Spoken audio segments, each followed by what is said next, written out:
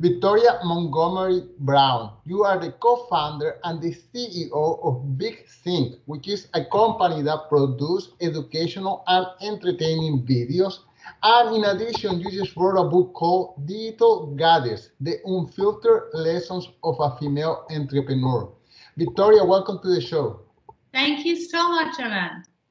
So, Victoria, I've been reading your book. And it feels like we are sitting next to each other in a bar and we are drinking a beer and you are telling me the story of how you started this company.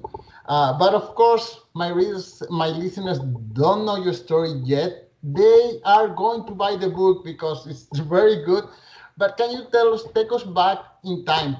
Tell us about that time when you were at McGill University, which is only like 15 minutes walking distance from me, and you were deciding what to do with your life. Well, when I was at McGill, I thought that I wanted, even though I had really only been to California once, I had this notion that I wanted to run a movie studio. Why I had that notion, I have no idea. I didn't even know what that meant. But I was passionate about both the arts, knowledge, and also media. And I come from a family of entrepreneurs. And so being an entrepreneur was always important to me. And so that was my initial notion. I moved to LA, I can't even remember what year, 2000, I guess it was, and worked for a couple of years in the entertainment industry, the movie industry. And I realized that while I could probably work my way up and be successful there, I was much more of a person who needed to shape my own professional destiny. And by that, it means I'm not so sure I would have succeeded in that hierarchical landscape. And so I worked there for 2 years, had an incredible experience there, and then I went to business school. Can I ask you, what is it that you study, by the way? At McGill? Yes. So I had a sociology undergrad focus, a minor in classics, but then I also worked through the prerequisites for medical school. So you could say I was keeping all of my options open. The medical school thing went by the wayside, but it was a major in sociology, minor in classics. That's kind of odd because if you had the idea that you were going to be an entrepreneur one day, that's, you should be studying accounting and organizational behavior or something of that nature, not arts. I guess that's true. I mean, in sociology, there was one class on statistics and I think on organizational behavior too. But I wouldn't, I was so young then, I wouldn't have said I would say to people, I want to be an entrepreneur. I just kind of wanted to do my own thing. Right. And this is something that I would encourage young people, if I could go back and do it over. I mean, I'm glad I am where I am today. But going into university without a sense of what it is you want to do, I randomly chose a major. I first started out in political science because I thought, well, that sounds like something I know people take. But it wasn't in any way focused or like, okay, I love political science. I really didn't care for it that much, but it just sounded acceptable.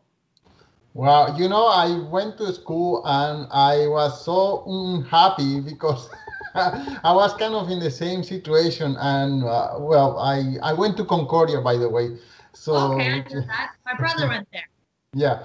But okay, so you were there and you decided that you wanted to go to California. I mean, this is a big risk. You leaving everything. I don't know if your family was here in Montreal, but leaving your environment to go to this unknown place. Have you always been a risk taker in this sense?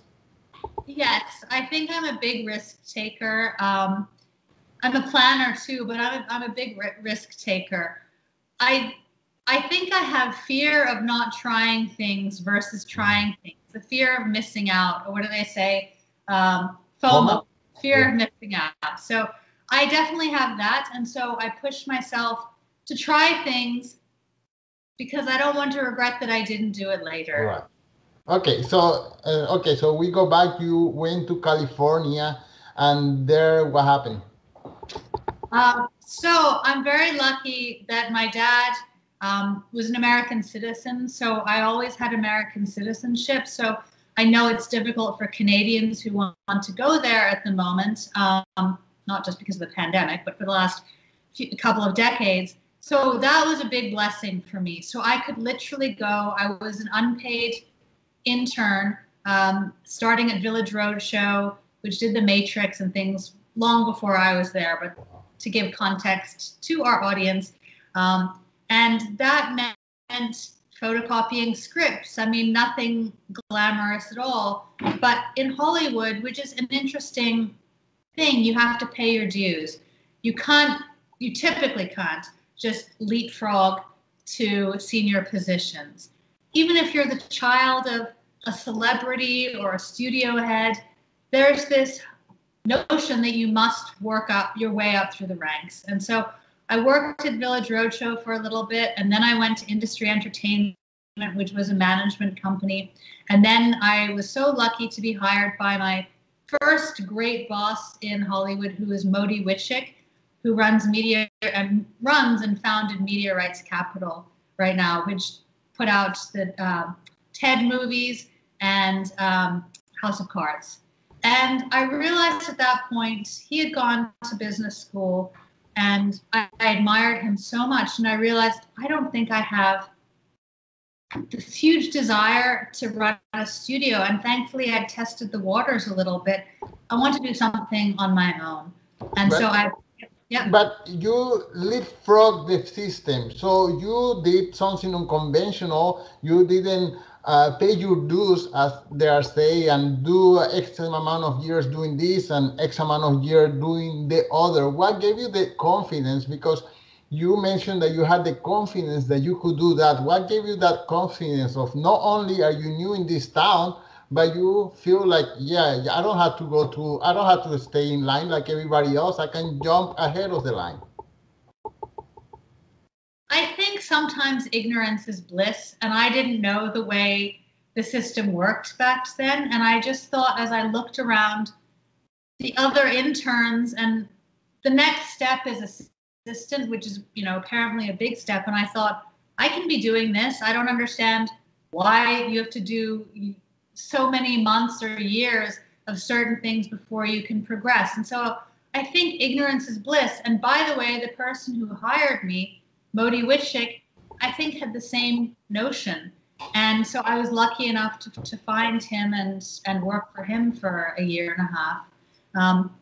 But I will say that I think if I have one little piece of advice for people who are starting their career, the boundaries that people say that you have or hoops you must jump through, I don't think you need to necessarily respect that. Find your own way.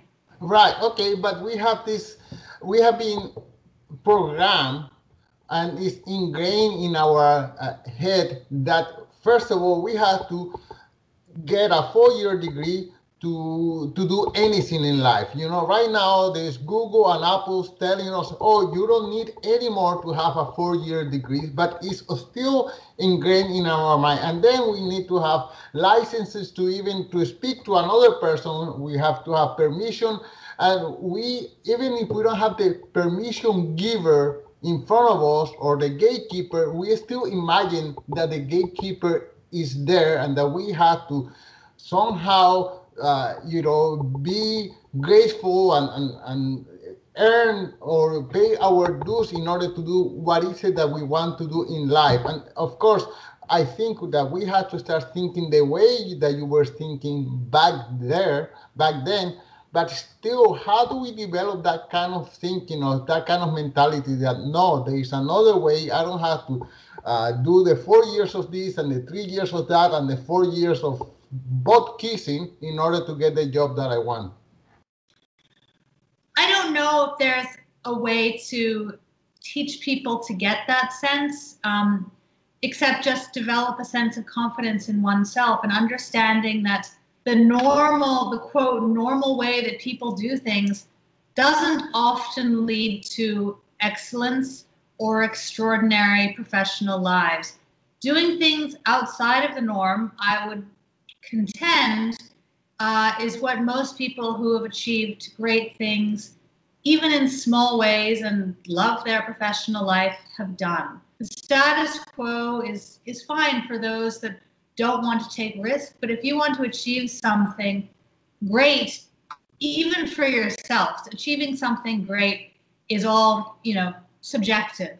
But professionally, I say break the rules or don't even pay attention to the rules. As I said, I think for me, the fact that I didn't really even know what the rules were was such a help. Because had I been given a rule book, I might have thought, oh my gosh, I must do this, but I didn't know. So I just went around. Well, there are some stories I have read. I cannot name specifically what it is, but if there is a job opening, a female, she has to have in her mind that she can meet at least 80% of the requirement of that job opening, while a male, if he's got like 30% of those requirements, he will apply for that job. So still, even there, even though we are kind of striving for equality between men and woman still holding herself back. She doesn't apply for this thing because she doesn't feel like she's ready. And I guess your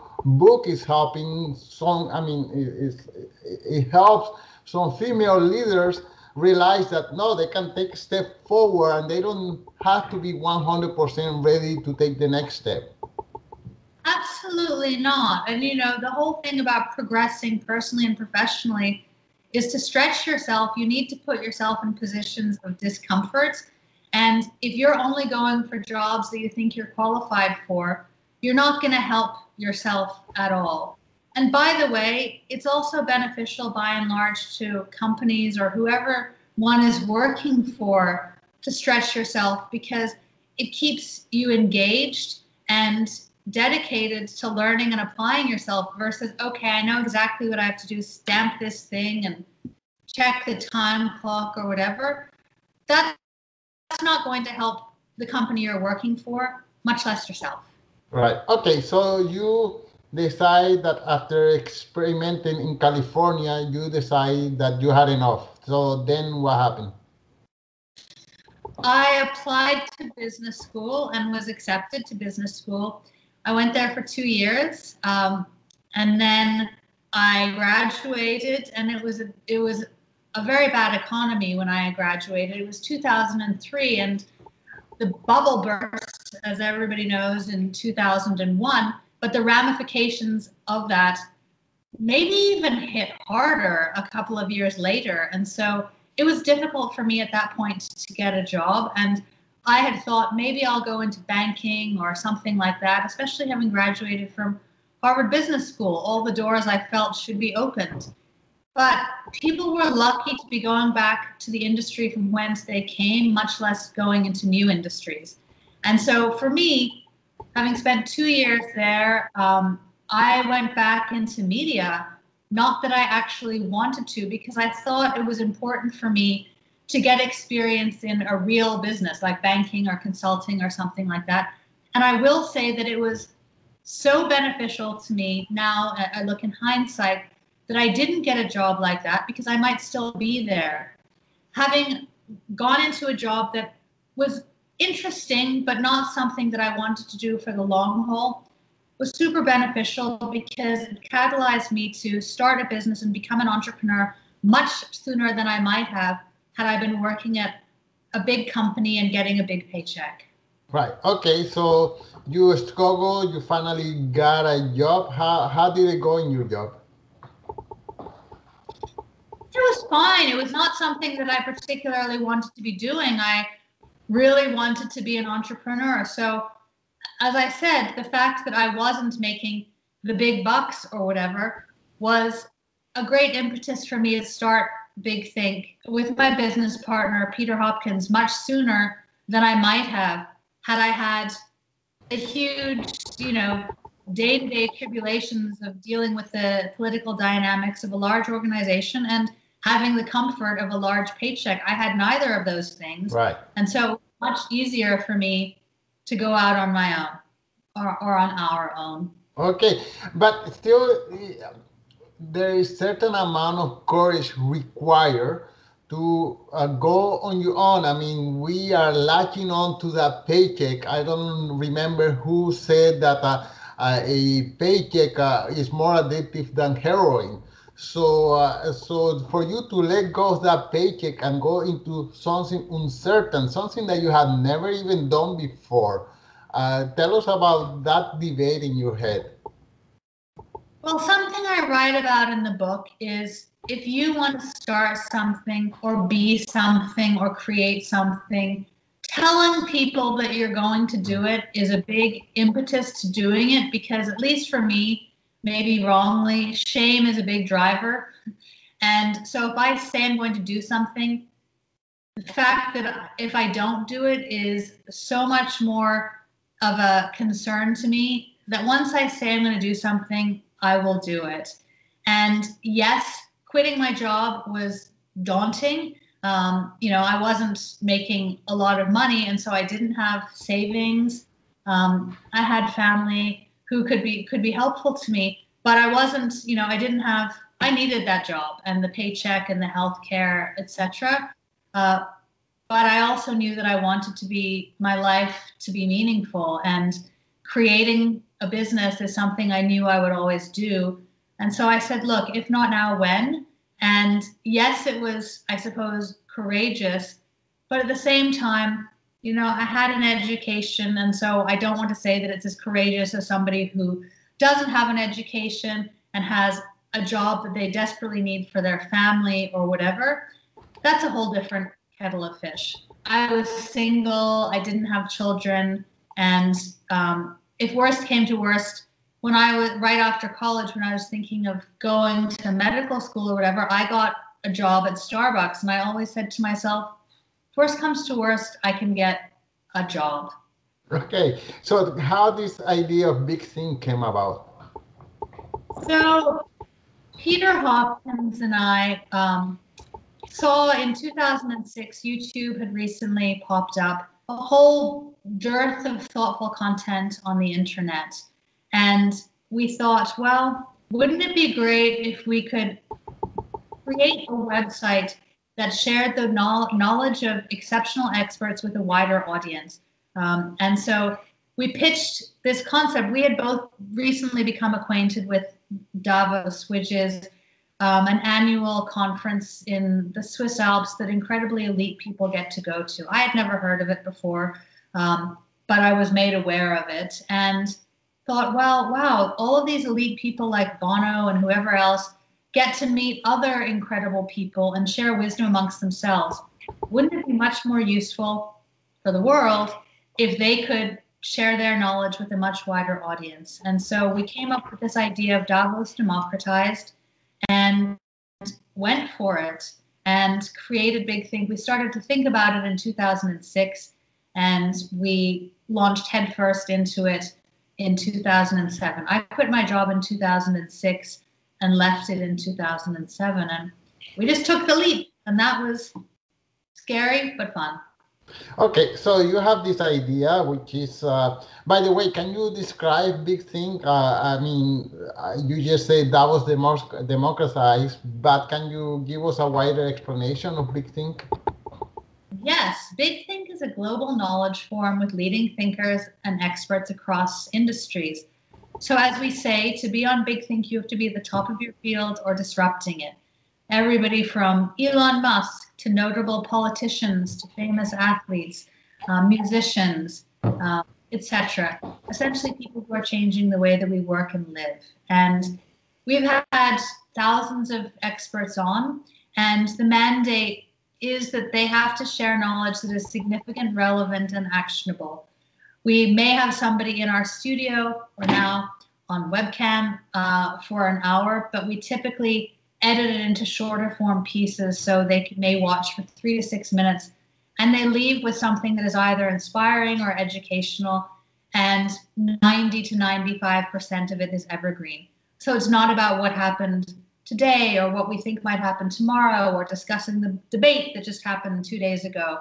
It's literally about what can this incredible person share in terms of knowledge that will help you or I be better personally or professionally. Okay, so there you are. You just quit your job. You are no one, you are nobody, and here you are approaching all these people. I've been podcasting for 3 years. If I write an email to Elon Musk, I can tell you he's not gonna answer me. If I write an email to Richard Branson, he's not gonna answer me. I'm lucky you actually.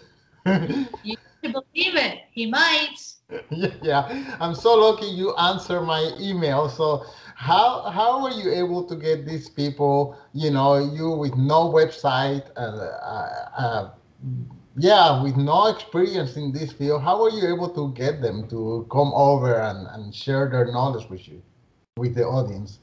It's the biblical, as the Bible says, ask and ye shall receive. So I think so many people are afraid to ask because they fear rejection. And you just, I mean, to be successful in pretty much any line of work as an entrepreneur, you need to have, even if you have that fear, not be driven by it. In our case, I think it was the mission that really helped us attract people. When we started interviewing people and asking experts to come on board, they would say, "Who's done it before?" "Nobody. You're like the first or second." "Can we see your website?" "We don't have one." "What is your reach?" "We don't have a website, so we have no reach at the moment."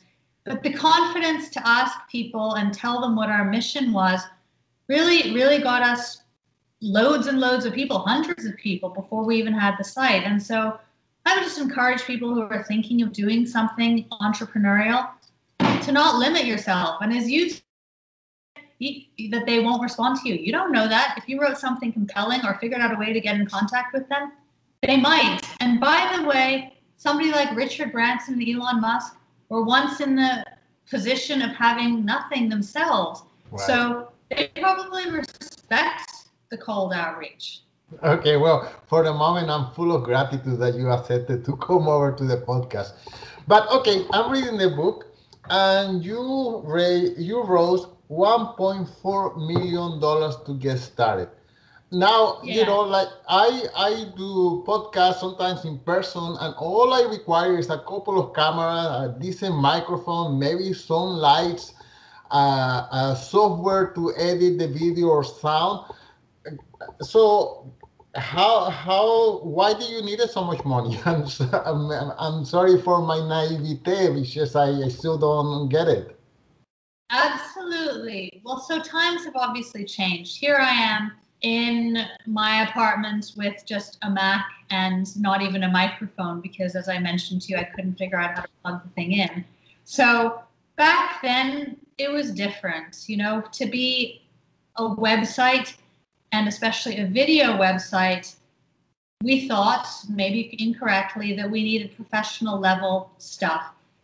Technology back then was much more expensive. Cameras hugely expensive, lighting expensive. You couldn't just, as I might today, if I were to do it over, start with my cell phone, my laptop, and that's it. Back then, that was not seemingly an option. And we also needed a website, and that was our biggest expense to start. Neither Peter nor I were developers, and we hired a development company to build our website. And we thought to attract these top-notch experts across industry, we needed to feature them in ways that they could understand, they would look professional, and it was a world-class forum and platform. So the initial money truly went to the infrastructure of production and the website, and then hiring people. Today, as I said, maybe I would start it just with my cell phone. Right, right. Okay. And by the way, the videos that I know whoever does the editing is an amazing job. I see top quality.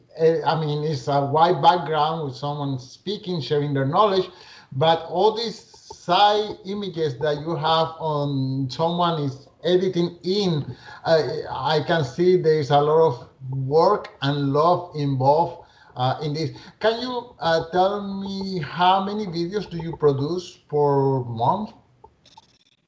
Well, now times have changed, but because we're doing a lot of live webinars, and those are longer form, so 45 minutes to an hour with notable experts. Typically, we produce around 60 to 100 video lessons a month. So it depends how many experts we may have on in a week, but we film, loads of people, and then we produce around 60 to 100 separate lessons a month. But that doesn't mean that we use all of the content from the expert that we've shot. We release them over time. Wow, that's amazing. Okay, so we spoke about how you got the experts you ask, and I guess your emails were very compelling, so they say yes. You also got investors, and among them, you mentioned you got Peter Thiel, who is used to investing in things like Facebook and Uber and whatever. And I imagine whenever he invests, he expects big returns. So I wonder, how was your pitch? Because he's expecting big money in return. He's not expecting kind of a stock market returns, I assume. So can you tell us how you made some of those pitches? Sure. Well, I don't know that every investor is always expecting a big return. These people are human with beating hearts, and they often invest in mission-driven organizations. And I think that for our initial investors, they hoped that there would be a return, but they were also passionate about what we were trying to achieve, which was to help people be smarter, faster, and again, expose our audience to incredible people. So I think it was the mission that initially attracted the experts. Secondly, the investors. Secondly, it was a really new and novel idea, video on the internet that was not just about news, it was about sharing knowledge, and that seemed to possibly have a big market. So I don't know for sure, but if I'm putting myself in their shoes, I would say, gosh, this is a novel idea. It's something that I think is a good mission. I don't really see a downside in bringing these experts to the public. And if it fails, I, as the investor, probably won't lose a ton of money. They're not investing in like a rocket company. It's a media company. And if it succeeds, it could be great financially, and it could also be great for public good. And so I think that that's why they invested. So I think if we were trying to create like the Theranos type scenario of Elizabeth Holmes with the blood testing technology, they probably would have wanted a massive return. Right. But when human hearts and minds are involved, it's a little bit different. Okay, so we spoke about big thing, the investors. Can you tell us how do you monetize this business? Absolutely. So initially we started off with sponsorship and advertising. So sponsorship, most importantly, because when we started, we didn't have a website or any audience, and we were making money selling business before we actually had any of that. And so it was branded content. So it was content that we would have created otherwise, but it was essentially a PBS model, like brought to you by. And so that was initially how we started. And then as we grew, these companies that we were doing external facing thought leadership programming for said, what you're doing for us internally is incredible, but we have real externally is amazing, but we have real internal learning needs. And people want to learn from people who are doing extraordinary things. So could you create lessons for employees within our organization so they can learn from people who inspire them, not a middle manager in a dimly lit conference room? So it went from initially purely sponsorship, and then it went into subscription with Big Think Edge, which is available still today for business-to-business version and also business to consumer version, to help people be smarter, faster, and professionally, essentially. And that content is not publicly available. That is licensable content. So big thing that. And then as our audience grew in the last few years, we began to put advertising on the site. So initially, it was not worth it to us because to make money from advertising, you need a significant audience. And so we didn't want to disrupt the experience for our audience. if it wasn't actually going to serve the business, which is obviously what enables us to provide this incredible content to the audience. So in the last few years, we've had pretty much a 4-tiered business model. So sponsorship, more recently advertising, licensing of the content, and then we also have distribution partnerships with companies that distribute our content to their own clients. Okay, so it sounds like you are quite busy. I mean, it takes all your mental power in order to run this business, and yet you put time aside to write a book. Can you tell us why? Or yeah, from the thought process to writing the book and how you time manage it into your life. Yeah, so Peter was the one who encouraged me to write the book around a year and a half ago. And quite honestly, I think it's because it was such a short timeline or deadline that I was able to do it. If you had told me, okay, Victoria, you have 3 years to write this book, the likelihood that I would have done it would have been much, much less. But about a year ago, more than a year ago, June, I suppose, of 2019, put together a book proposal, and when it was accepted by, luckily, thank goodness for them, HarperCollins, they wanted the book due. So that was in, I think it was in August of 2019 that they agreed to publish the book, and they wanted the book by November 1st of 2019. And I said, well, that's a bit of a tight deadline. How about December 1st? And so given the 3 months, I just cranked it out. And I hope this is a funny and interesting and informative book. At the same time, it's my story. So it's not that I was sitting down and creating stories and, writing a novel. This is my experience. And so I feel that it was much easier to do than if it had been something else. Right. And the subtitle of the book is The Unfiltered Lessons of a Female Entrepreneur. When we think of a female entrepreneur, can you share with us some advantages or disadvantages of being a female in asking for money, running a business, all the things that you have to do as a female? Put me in your shoes for a second.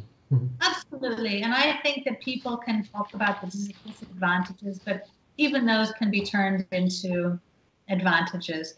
So when we started Big Think, it was much less common for women to be entrepreneurs. And so even back then, it was probably a benefit to me because I was a little bit of an anomaly. And I feel like reaching out to successful experts and business people, my email might have been, or calls or whatever, might have been responded to more swiftly than the thousands of men that these individuals were hearing from. So being different, I have used for sure to my advantage. And over the last decade, people want to invest in women entrepreneurs. I can't remember the statistic, it's in the book, but women's businesses are by and large more successful overall than men's. I don't know why that is, but it happens to be the case. And in this era, men are very interested in helping women in business succeed. And so for me, being a woman in business and an entrepreneur has been super beneficial. Yes, I'm sure there are drawbacks, and I can think about some difficult times that I've faced as a woman in business, but by and large, I think it's been hugely positive and an advantage, and I would encourage women to think like that versus what are the drawbacks of being a woman. Okay, so there is more and more women are getting into this entrepreneurship journey, and in your field, media, which is basically cameras, microphones, lights, which is not that much capital anymore. Even a website with WordPress, you can create a website very effectively. How come if I see the top 10 or 20 top 20 podcasts, there are white male in there. If I see the top 10 or top 20 YouTube channels, I see still the same thing. How come we don't have more women going up the ranks? Well, I certainly don't have the answer to that, but I can say that people, for the most part, like what they have experienced before. And so when there are sea changes in things, it requires some type of profound individual to make that happen. And I think women are slowly making that dent, and things will change. But as I said, people like what they have known before. So the Joe Rogans of the world, people know that and are familiar with it. Giving the time to somebody like me, I don't have a podcast, but if I did, I'm an unknown entity and wouldn't be used to hearing a woman entrepreneur, talk about what it takes to be an entrepreneur. So I just think it's about breaking barriers, but it's happening. And as I said, familiarity is what people are what they're comfortable with. Okay. In regards to your business, when I go jogging or to the gym or when I'm driving, I get to listen to TED Talks on my headphones from my podcast. And being that I just discovered your YouTube channel, that would be so nice to go for a jog and put my podcast, Big Think, and listen to some of these experts. When are you going to make a move to podcasting? Well, we have had a podcast called Think Again. It's on hiatus at the moment, but I know that is in the roadmap because so many people are asking us about the ability to listen as they work out or what have you. So it's definitely on the roadmap. Okay, one more question. If you were going to start Big Thing today, I mean, you just quit your job, the one that you had, and you're going to start all over.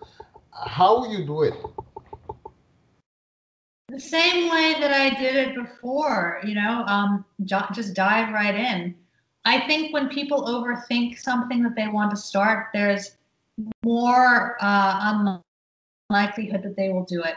As I said, you tell people what you're planning to do, and then you just go and do it. Fear is the enemy. Just jump right in.